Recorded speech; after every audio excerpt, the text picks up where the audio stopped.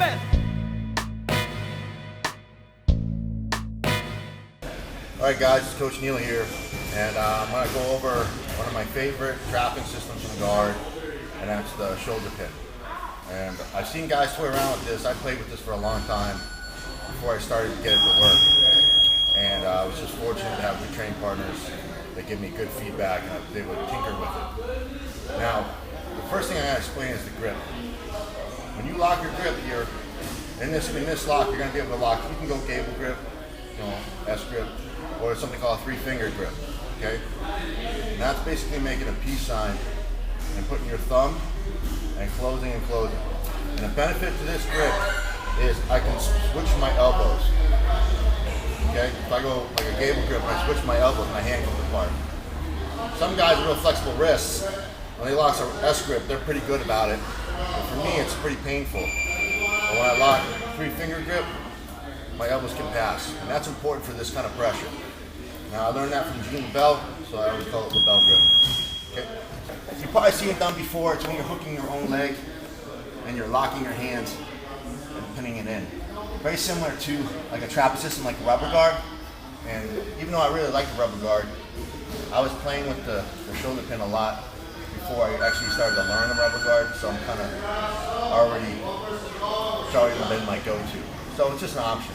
But I've seen a lot of guys shut down the shoulder pin and talk bad about it because they don't really know how to play it. Okay, so one of the problems guys have with this is they think when you lock, the whole point is just to push your opponent laterally. And if you grapple like that with it, yeah, it's a pretty terrible grip. What I actually want to do is drive a rod right through his AC joint and jam him. And my elbow actually wants to hit his sternum first. I will eventually push him to the side, but I don't want to go straight to the side.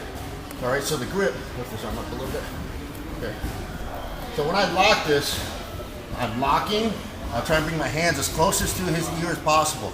So I'm going to pull, all right, and then I'm going to crank down. So if Royce here starts to stack me, I'm going to crank. And now he can feel he's jammed. It hurts. I'm not just holding, because then he's going to crank. He's going to jam me, and it's going to be difficult. Okay? I'm going to create some pain. So if he jams me, good. He tries to drive the other shoulder towards me. See, it starts to hurt him. My elbow's inside, and this gives me a lot of room to play with. Okay?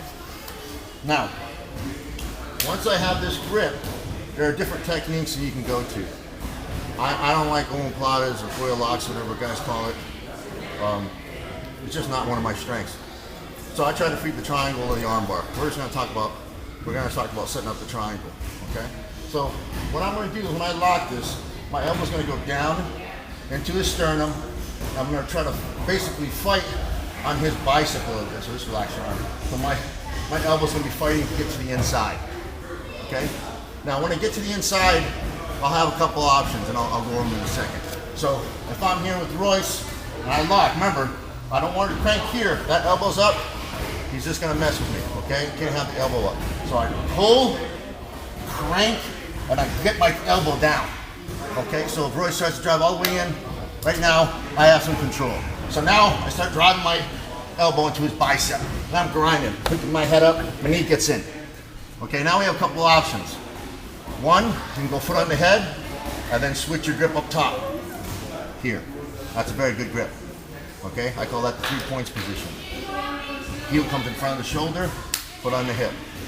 Downfall about this is there's some pretty crafty grapplers out there that when you get here, you about to have a half a second before they're gone. So even though this is good, I don't always come here. Okay. The other option is when I crank this lock, I get my knee inside and I cross my feet.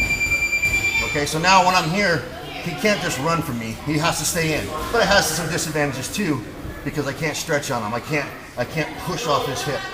Okay, so there's disadvantages, but for me, it buys me time. So right now, I'm in, and I'm nice and tight. He tries moving towards me, he tries to stack, he tries to turn away. I start creating that pain, and I start buckling with that shoulder pain. Okay, so here I am. I'm locked. Now, once I get here, I'm gonna create good pressure now against his head, up, not to the side, up. And now my knee's gonna come up, and I'm gonna lock my grip, nice and deep as I can. Okay, from here, I'm gonna either go foot on the hip, or I'll still keep it closed, and then now I'm gonna start the fight. Now, if he tries to push his head towards me and stack, my fist is here. It's not gonna be easy for him, and my legs are squeezing. Now it's just a matter of picking my grip. Downward grip, okay? Okay, you can pin, push, okay? Or you can just like pin and drop. The other option, if you drive higher on my leg, is a sky pin. Spinning it up, throwing your leg over, and feeding it through. Okay, they're all good options. And what you'll do is you'll figure this out based on how he's playing it. So if he creates one pressure, you might switch to another. What I want him to be, body type wise, is I don't want him to be down on the ground. I want him in this hover position, this mid zone. This allows me to drop my hips and move if I need to, and he's not too far away, so if I have to switch and elevate my hips, yeah, I can catch him. This is where he's most vulnerable. My advantage here is with the shoulder pin is I have a hard angle, I have a good angle, and I have a high guard.